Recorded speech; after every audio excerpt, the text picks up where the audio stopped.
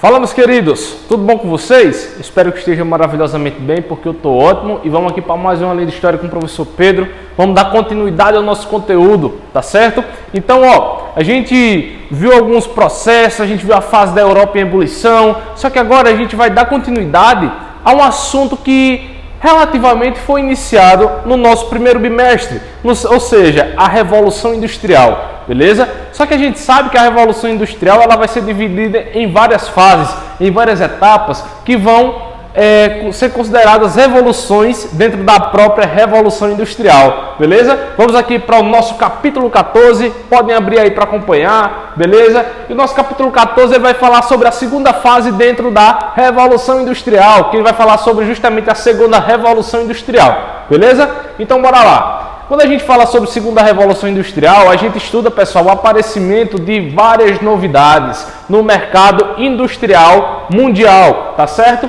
Vai acontecer justamente a formação de novos equipamentos, novos meios de transporte, aperfeiçoamentos a eles e tudo mais. A gente vê, por exemplo, a produção de carros que vai surgir justamente nessa parte, nesse período conhecido como Segunda Revolução Industrial. E o que vai impulsionar isso, tá certo? É justamente o surgimento de novas tecnologias. Aí você vai dizer, novas tecnologias, mas elas também não surgiram na primeira Revolução Industrial, no início da Revolução Industrial. A gente vê o que na primeira Revolução Industrial? Que é justamente a passagem da manufatura, né, para maquinofatura, certo? E quando a gente fala sobre maquinofatura, vocês lembram que a gente estudou o que? O surgimento da locomotiva a vapor, né, através do carvão mineral. A gente viu que o surgimento do TA mecânico, a gente viu tudo isso, a máquina de fiar, né? A gente viu todo essa atribuição à máquina a um determinado trabalho que antigamente era desempenhado por várias pessoas. E isso vai predominar durante muitos anos, primeiramente na Inglaterra, depois em outras partes do mundo, né? Inicialmente na Inglaterra, Grã-Bretanha, né? Esse território aí vai ser o palco para esse espetáculo aí de novidades, tá certo? Só que com o passar do tempo, novas tecnologias vão surgindo. Por exemplo, um cara lá na Europa, né, junto com seus dois filhos, eles, depois de várias e várias falhas tentativas, eles vão conseguir encontrar petróleo lá na própria Europa, tá? E quando eles conseguem encontrar o petróleo, eles vão descobrir que o petróleo ele acaba sendo útil para o funcionamento. O petróleo ele acaba tendo várias funcionalidades, né? E uma das principais delas é o que? É justamente a extração, o refinamento e a transformação do petróleo em gasolina, por exemplo, que é o que? O petróleo é um combustível fóssil, né?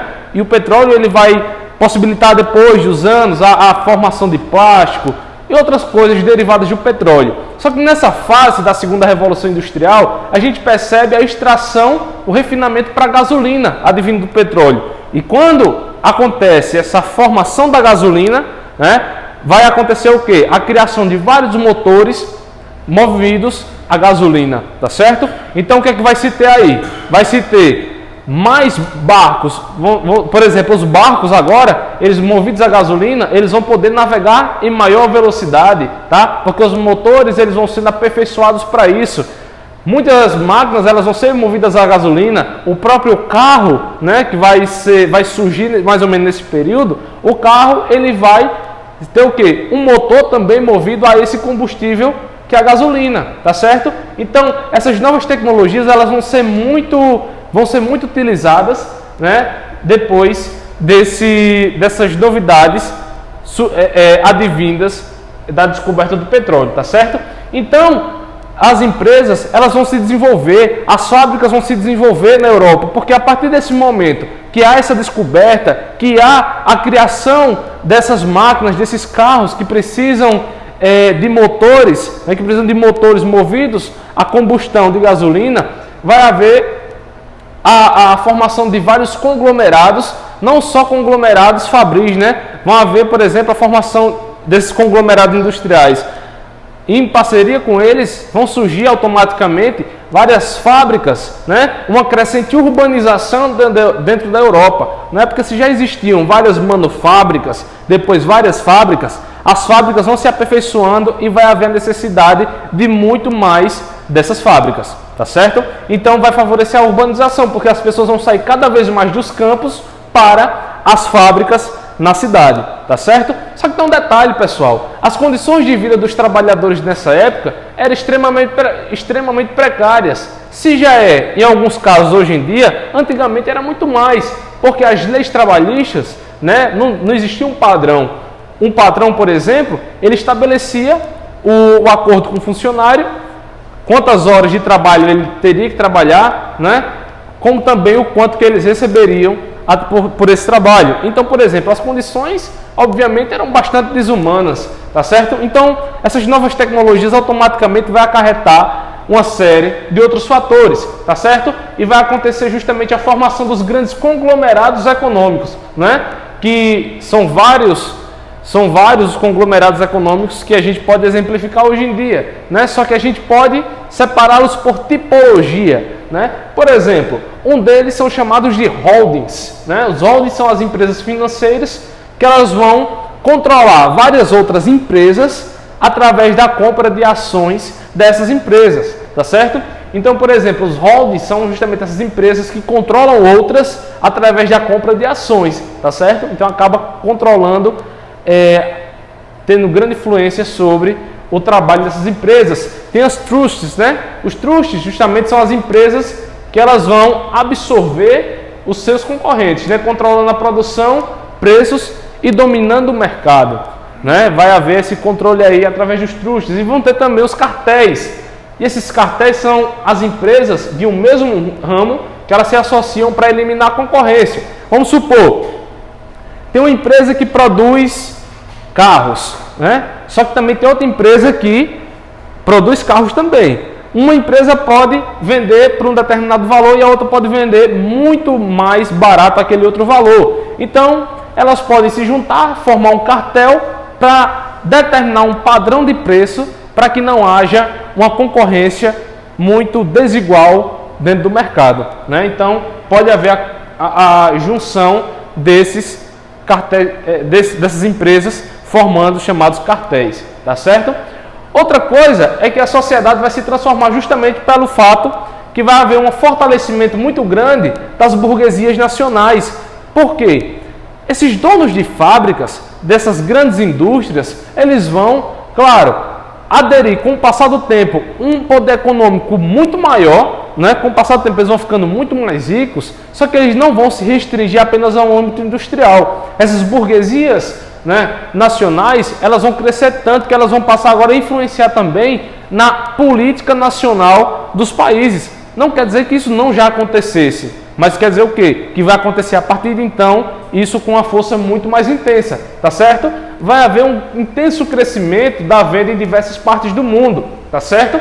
Então, as pessoas, as empresas, elas vão passar a exportar cada vez mais os seus produtos, né? Vai haver também exploração muito mais forte agora das colônias. Significa dizer que, por exemplo, a Inglaterra, que vai ser um dos grandes palcos para esse processo aí de revolução industrial, ela vai pegar seus produtos e vai comercializar não só por toda a Europa, como também na América, na Ásia, na África, e vai aumentar cada vez mais o seu poderio econômico, né? E vai influenciar em outras sociedades política e economicamente. É a partir desse momento, pessoal, que vai começar o que a gente chama de neocolonialismo, né? Que a gente vai estudar isso mais profundamente no 9º ano, quando o quê? A própria Inglaterra e outros países da Europa, como a Bélgica, vão invadir o continente africano e neles lá vão traçar novas colônias industriais, explorando a população local, não só em seu trabalho, como também para a compra dos produtos europeus, tá certo? Então vai acontecer esse fortalecimento político das burguesias, tá bom? Os estados também vão se fortalecer, né? Devido à forte e intensa industrialização, os estados eles vão o quê? Aperfeiçoar as suas fábricas, né? Vão aperfeiçoar suas fábricas para que produzam cada vez mais produtos para a defesa das próprias nações. Então vai haver aí até mesmo uma chamada corrida armamentista. essa corrida armamentista vai causar um grande impacto no século XX. E o maior exemplo disso tudo vai ser o quê? As grandes guerras, né? As grandes guerras que a gente conhece como Primeira e Segunda Guerra Mundial. A gente percebe a chamada, por exemplo, um período conhecido como Paz Armada, né? Que vocês vão se aprofundar, a gente vai se aprofundar nisso possivelmente no 9º ano, que esse período conhecido como Paz Armada vai ser justamente as ações, ou melhor, as nações se armando cada vez mais, só que sem entrar em guerra até então, né? Mas todo mundo estava armado, correndo, com o intuito de ficar uma nação mais poderosa que as demais. Então esse período é conhecido, ou melhor, esse fenômeno é conhecido como corrida armamentista, né? As nações se armando, produzindo armas cada vez mais poderosas. É aí que vão surgir armas químicas muito intensas, como a própria bomba atômica, né? Que é capaz de dizimar cidades inteiras, né?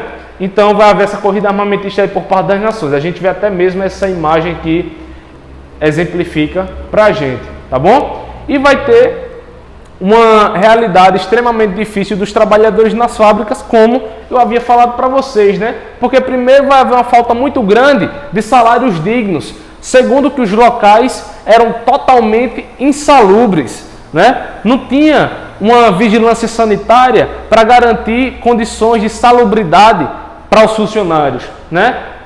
Devido a isso acontecia o quê? Uma grande proliferação de doenças no ambiente fabril.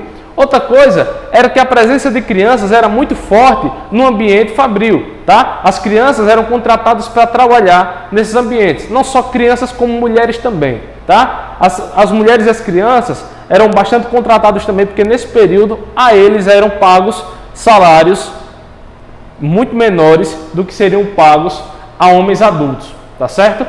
Outra coisa é o surgimento nesse período das ideias socialistas e anarquistas, ideias contrárias ao sistema capitalista que estava se consolidando com o passar do tempo, cada vez mais consolidado, devido às grandes opressões, aos regimes desumanos de trabalho, às baixas condições de salário. Começam a surgir aí várias ideias contrárias a esse regime, que vão ser conhecidas como ideias socialistas e anarquistas, que surgem justamente nesse cenário aí, tá bom? Muitos pensadores vão surgir nesse período, como o próprio Karl Marx, Friedrich Engels e por aí vai, tá bom? Então, vai acontecer o quê? Justamente o surgimento de greves e demais manifestações contra esse regime opressor de trabalho dentro das fábricas, tá? Então, por exemplo, os trabalhadores vão se reunir e vão fazer greves, vão parar a produção, vão dar prejuízo aos donos das fábricas, justamente por conta dessas condições desumanas de trabalho.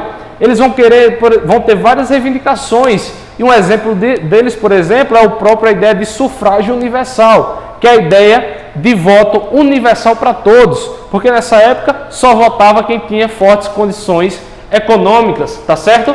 Outra coisa que a gente deve enfatizar é que várias conquistas foram conseguidas através dessas manifestações, através dessas greves aí, tá certo? Então muitas delas, claro, foram reprimidas, muitas pessoas foram assassinadas, mas não quer dizer que conquistas não fossem conseguidas, alcançadas, tá certo? Então, uma coisa que a gente deve destacar é a própria ideia de sufrágio, né? As pessoas conseguiram o poder de voto, tá certo?